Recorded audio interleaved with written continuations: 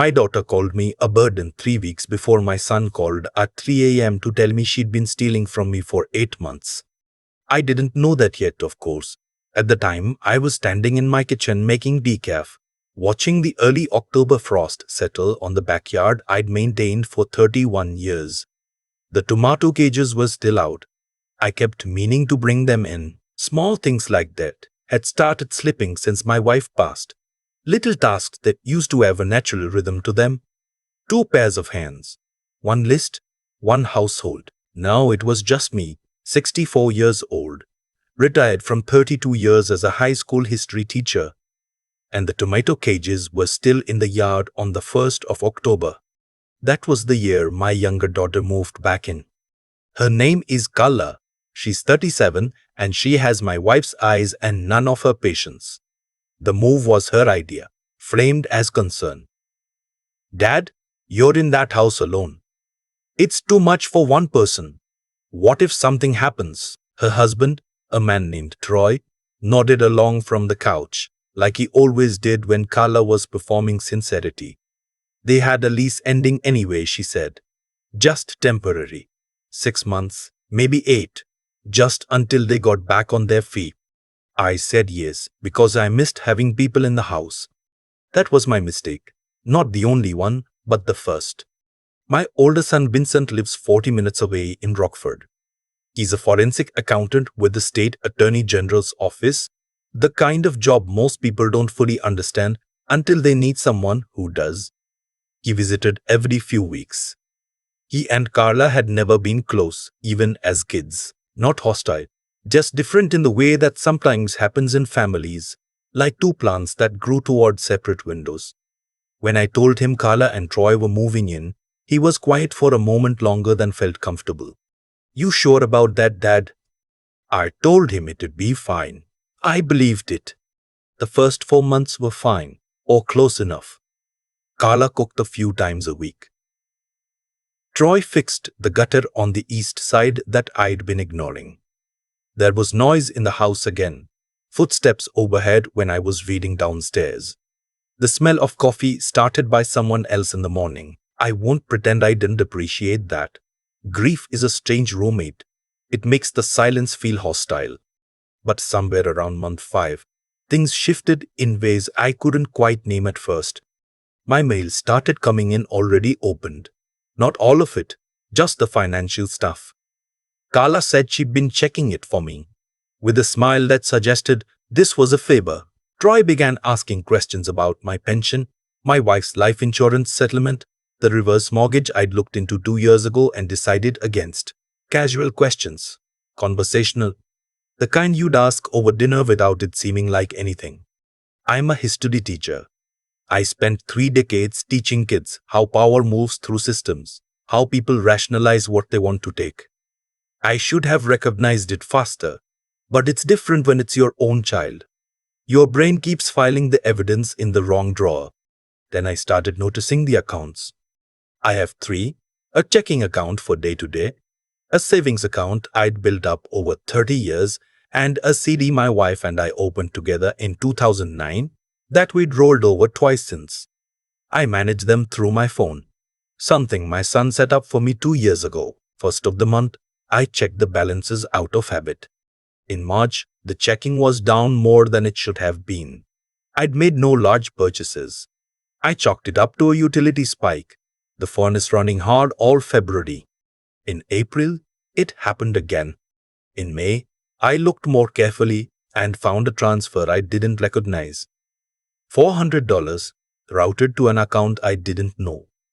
A week later, another $200. Then, looking back through March, I found 3 more. I didn't say anything to Carla. I took a screenshot and sent it to Vincent. He called me that same evening. Dad, he said, and his voice had the particular flatness he uses when something is serious. Have you given anyone access to your online banking?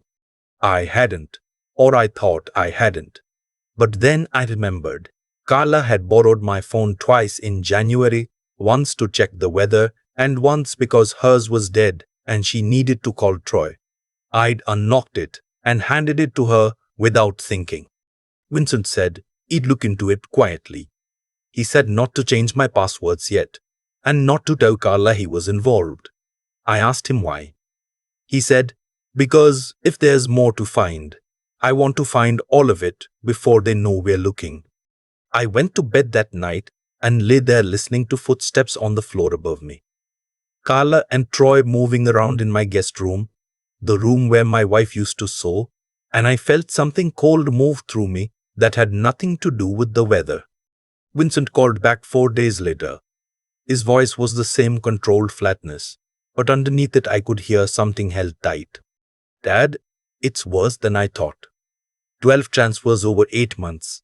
Total is just under $11,000. And that's only from the checking account. I need you to log into the savings and the CD portal right now while I'm on the phone.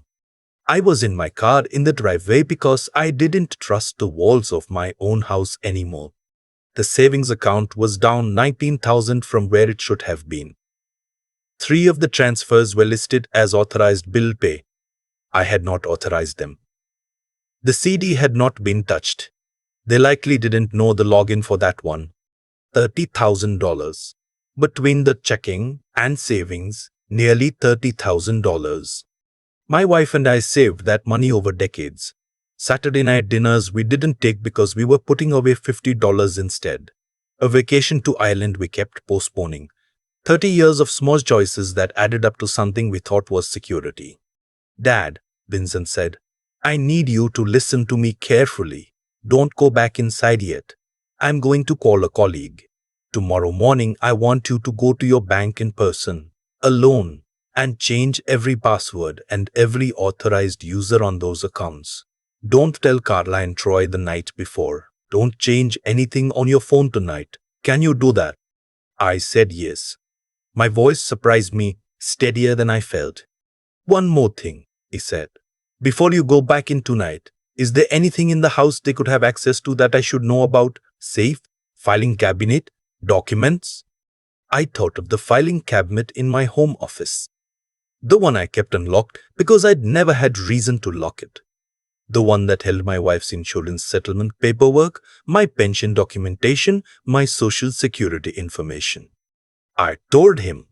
He exhaled slowly. Okay, we'll deal with that tomorrow. Tonight, you go back in like nothing has changed. Have dinner, watch TV, go to bed, don't give them anything. That was the hardest night of my life, and I spent 32 years in front of teenagers who could smell fear. I sat at my own kitchen table and ate leftover chicken Carla had made, and I watched her talk about a TV show she'd been watching, and I smiled and nodded and said yes. And that sounds interesting. And I felt like I was watching the whole scene from somewhere near the ceiling, some floating part of me that couldn't quite believe this was real. Troy complimented my recipe. He asked if I'd thought any more about refinancing. I said I hadn't made up my mind yet. The next morning, I was at the bank when it opened at 9. The branch manager, a steady woman named Ellen, sat with me for 2 hours. We changed passwords. We removed every secondary authorization that had been added to my checking account in January. Carla's name, added quietly, probably from my phone while I thought she was calling her husband. We flagged the transfers. Ellen referred me to the bank's fraud department and told me gently that this looked like elder financial abuse under Illinois law, and that she was required to provide me with information about reporting options. She slid a paper across the desk without making it feel like a verdict. I called Vincent from the parking lot. He already had referred to a private attorney, a woman named Patricia Holt, who handled financial exploitation cases. We had a phone consultation that afternoon. She spoke clearly, without softening things more than necessary, and told me that what I had was documented and actionable, and that my first move should be to get Carla and Troy out of the house before beginning legal proceedings, because evicting someone in Illinois after a case was filed could get complicated. I asked her how. She explained it. I listened. I took notes on the back of an envelope like I used to do at staff meetings. That weekend, I changed the locks. I had a locksmith come on a Saturday morning while Carla and Troy were at the grocery store. New deadbolt, new handle lock, New code on the garage keypad. The locksmith finished in 40 minutes and drove away, and I sat in my kitchen with a cup of coffee and two new keys and waited. When they came back and found the key didn't work, Carla knocked. Then she rang the bell. I opened the door. She looked confused first, then suspicious. Dad, my key doesn't work. No, I said, it doesn't. What's going on? I handed her the envelope. I'd prepared it with Patricia's guidance. Inside was a formal notice to vacate 30 days for lease violation. They had no signed lease, but they'd been paying a nominal amount each month to establish tenancy. At Patricia's suggestion, I'd framed the removal as a lease violation based on unauthorized financial access to household accounts. It was clean. It gave them 30 days. Troy stepped forward. What the hell is this? It's a notice to vacate, I said. You have 30 days. I'd suggest you start making arrangements. Carla's expression shifted through about 4 things in the space of 2 seconds. She landed on something that looked like it was trying to be wounded. Dad, I don't know what you think happened, but this is a misunderstanding. We were helping. I have 11 months of bank records, I said. I have the transfers. I have the account authorization you added to my checking account from my phone in January. I have copies of everything. So does my attorney. She opened her mouth, closed it. Troy put his hand on her arm. You have 30 days, I said. I'll leave a bin on the porch for anything you need immediately. You can arrange a time with me by text to collect the rest. I closed the door. I stood in my entryway for a long moment, just breathing. Then I went to the kitchen and finished my coffee. They left in 18 days, not 30. I don't know where they went. One of Carla's friends, I assumed. I did not ask. The bin on the porch cycled through twice.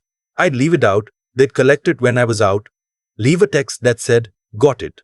Nothing more. The texts were the only communication for weeks. Vincent came over the weekend after they left and helped me go through the house. Not searching, exactly. More like reassessing. Checking that nothing had been removed or damaged. The filing cabinet was intact. My wife's jewelry was where it always was, in the box on her dresser that I hadn't had the heart to move. You doing okay? Vincent asked. He was standing in the doorway of the guest room. Mostly, I said. That was honest. He nodded. He didn't press. The civil case moved forward through winter. Patricia had filed suit for financial exploitation under Illinois law. The figure was the full $30,000 in documented transfers plus damages. Carla's attorney, a man who communicated exclusively by email and seemed to share his client for bigness, sent 2 settlement offers, both well below what was owed. Patricia declined both. In February, I received a call from Vincent that I'd been half expecting and half dreading. Dad, I need to tell you something the AG's office found, because it's going to come out anyway, and I'd rather you hear it from me. Troy had done this before. Not the same scheme, but a version of it. An elderly woman in DuPage County, a distant aunt who'd taken him in years before he met Carla, had reported unauthorized access to her accounts. The case had been investigated but not prosecuted due to insufficient evidence and the woman's reluctance to proceed. Troy had walked away. He'd apparently found Carla, found me, and tried again. Does Carla know? I asked. We don't know how much she knows, Vincent said. That's part of what they're looking into. I sat with that for a long time after we hung up. I had taught history for 32 years. I knew how things cascaded, how one set of choices led to another, how people built systems of self-deception that held until they didn't. I knew Carla. I had held her when she was small and afraid of thunderstorms. I had taught her how to ride a bike in this same driveway. I also knew what I'd heard in my own voice when I said I have 11 months of bank records. I knew how much I'd had to close off inside myself to say that and close the door. March came with a late freeze. I started working on the yard. Finally brought in the tomato cages, turned over the beds, ordered seeds. Small work. The kind that gives you something to do with your hands while your mind runs. Carla texted in the middle of March. Just 3 words. Can we talk? I didn't respond for 2 days. Then I called. She picked up on the second ring. She sounded like she hadn't been sleeping. Dad, she said, I know I don't have any right to ask you anything. You don't, I agreed. My voice was quiet, not angry, just precise. I know what Troy was doing. I didn't know all of it at first, but I knew something was wrong and I didn't stop it. A long pause. I kept telling myself it was just borrowing. That we'd pay it back. That you had enough and wouldn't miss it. Did you believe that? Another pause. I wanted to. That's not the same thing. No, she said quietly. It isn't. I looked out the kitchen window and the backyard. A robin had landed on the edge of the turned-over bed, investigating the fresh soil. I want to know one thing, I said. Did your mother know what you were capable of? The question wasn't fair. I knew it wasn't fair when I asked it. But there are questions you ask not for the answer, but because you have to let them out. Carla cried. She didn't answer for a long time. And when she did, she said, Mom always believed I'd find my way back to being better than I was. A beat. I'd like to believe that too. Someday. I didn't say anything to that. The money, she said, finally. Whatever the court orders, I'll pay it. I have a job now. I'll pay what I owe. I know you will, I said. Because if you don't, Patricia will make sure you do. I know. She wasn't defensive about it. That was something. Carla. I hadn't used her name in the whole conversation until then. I'm not going to tell you we'll be fine. I don't know that. What I know is that you chose Troy over honesty, and you chose money over me, and I've found out, and now you're facing the consequences of that. What happens after that? I stopped. Tried to find the right words, not the hard ones or the soft ones, but the true ones. That's not something I can decide today. You've got a long way to go before I know who you are now. I understand. Good. We hung up. I stood at the window for a while, watching the yard. The court date was in April. It was a brief proceeding. Patricia had built an airtight case. Transferred funds, documented. Unauthorized account access, documented. Pattern of isolation. They'd quietly discouraged visits from my neighbor, a woman I'd known for 20 years, telling her I was tired and not up for company. Documented. Troy did not appear. His attorney filed a motion citing pending criminal investigation, which the judge noted without apparent surprise. Judgment was entered against both respondents, 30,000 in compensatory damages, 12,000 in additional damages for emotional distress and financial exploitation under Illinois statute. Troy's criminal exposure was a separate matter, the judge noted, and one the state was actively pursuing.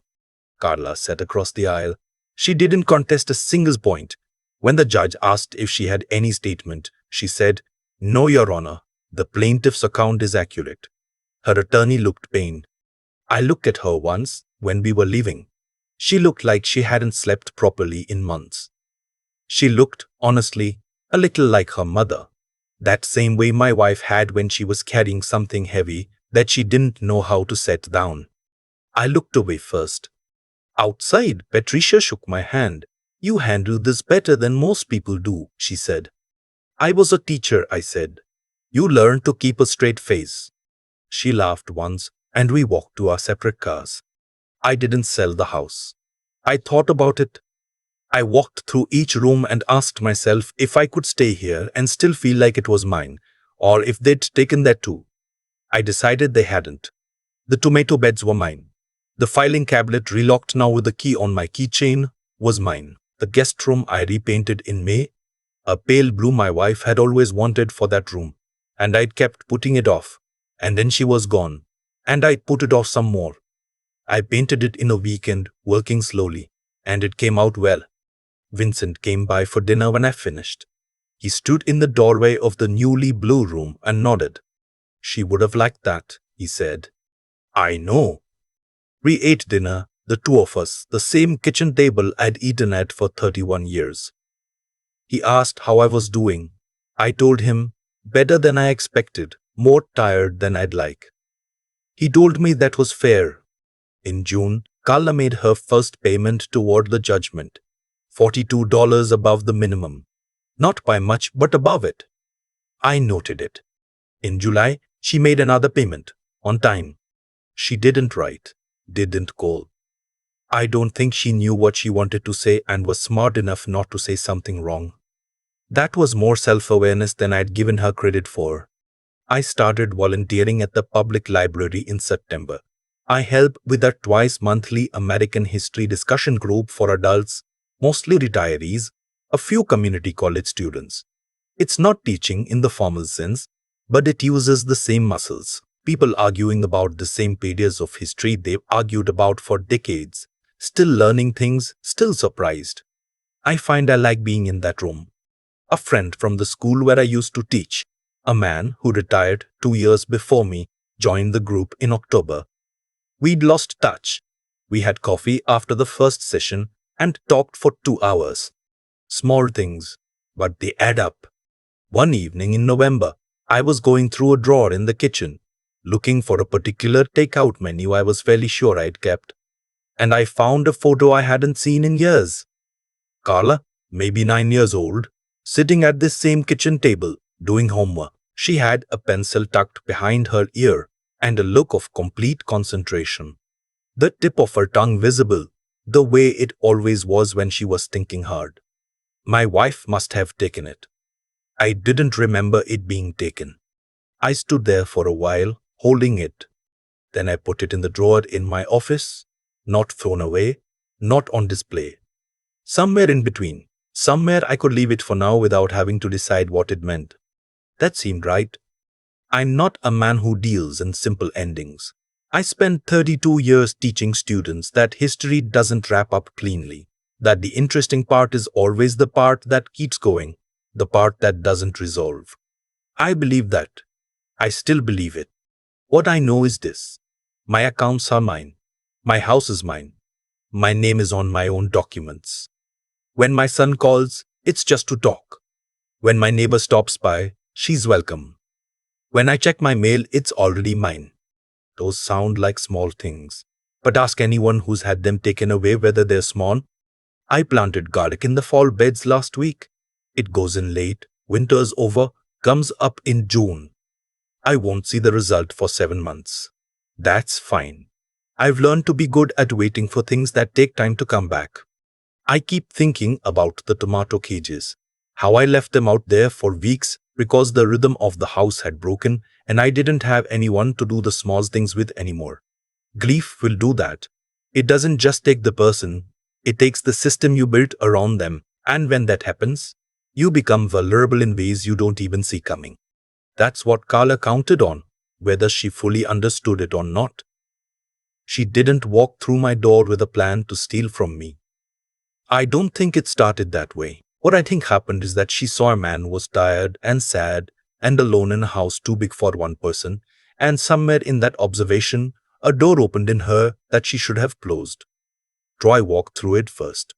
She followed. That's how it usually works. The people who take from us rarely think of themselves as thieves. They build a story. He has enough, he won't notice. It's practically ours anyway. We'll pay it back.